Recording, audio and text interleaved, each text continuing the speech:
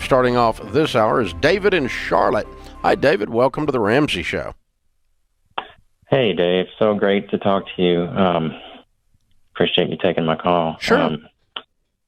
So I'm 53, and me and my wife have been following your philosophy for many years. We are through all the baby steps. We have our house paid off just as about 2 years ago, and we actually have another house, a rental house, that's totally paid for.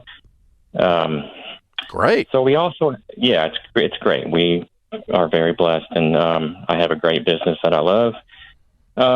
Here's my question. We have IRAs and Roth IRAs.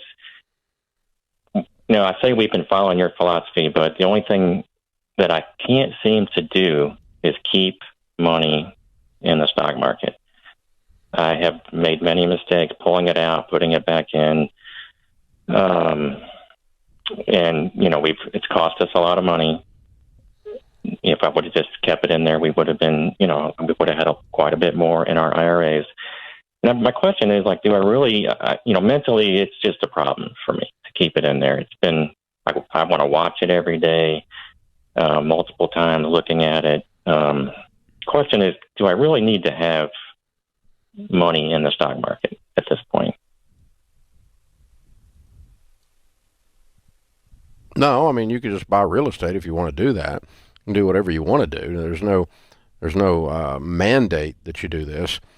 But I would challenge you. I would challenge you, David, that I think what you do need to do is you do need to learn how to analyze and assess and learn about an investment, and then be able to make a choice to do that investment or not do that investment. Okay. So you bought this rental property, right? Yes. Do you fret about it? No. Why? We don't.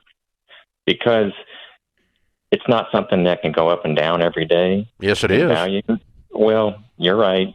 I guess it's just different for me. It's a tangible thing. I can see it. I get a rent check every month. But you also said a minute ago that if you'd left the money in the market, you would have a lot more now. That's true. Okay. So here's the thing. It's always interesting to me. The biggest difference in real estate, in actual fact, is that it is tangible, that you can walk over there and touch the bricks and mortar and, you see if there's weeds in the yard or whatever, right? That kind of thing. And that does give us an emotional comfort that is a reasonable observation, okay? But what real estate does not do, that's different than stock, is there is zero guarantees. The only reason that we become emotionally comfortable with real estate is because we are more intimately familiar with its history, with its track record, because we grew up with it. We grew up in that neighborhood. We've been around that neighborhood 20 years, whatever. And you just kind of go, well, houses in that neighborhood go up. And even if there was a bump in the road and it went down a little bit, I'm not going to panic, because generally houses in that neighborhood are worth a lot more than they were 20 years ago. And even though that might have been a weekly or a monthly thing or even an annual thing where it was a little soft or a little bad, no need to panic, because I'm good with the long-term track record, right? I would challenge you that you should be able to do the same thing with the stock market. Now, if you don't want to, I'm not going to be mad at you. But this is an intellectual exercise. In other words, learning something new that you don't know today. Because if you could internalize the historical data on the stock market by sitting with a SmartVestor Pro and learning and looking at this. I've got one mutual fund that's 80-something years old. It's only had 10 or 15 down years out of 80 years. It's got a 12.2 average annual return for 80 years. That's more safe than your rental house. Right. Statistically, mathematically. Right. But you got to get that down in your heart, so you quit looking at the freaking charts every day. I don't look at my mutual funds any more often than I look at my real estate.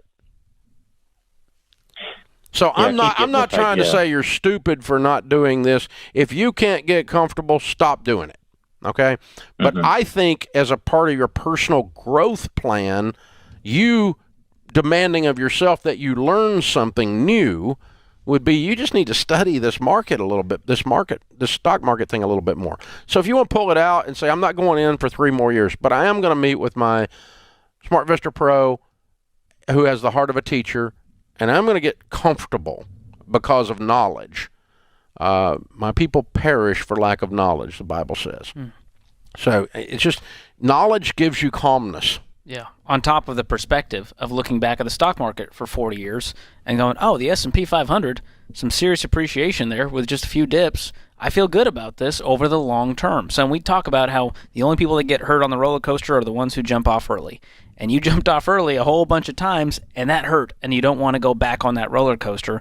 But like Dave's saying, if you meet with a Smart Investor Pro and they outline all this for you, you're going to go, oh, okay, I feel good about getting that Roth IRA back up and going, investing in good growth stock mutual funds, diversified across 4 types. We're not talking about single stocks that are super volatile. I agree, don't do that. But if you're talking about the stock market in general, it's a safe bet over the long term.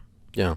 So, here's the thing, David. If you are 100% going to jump in and out of it, stop doing it because you're going to lose money.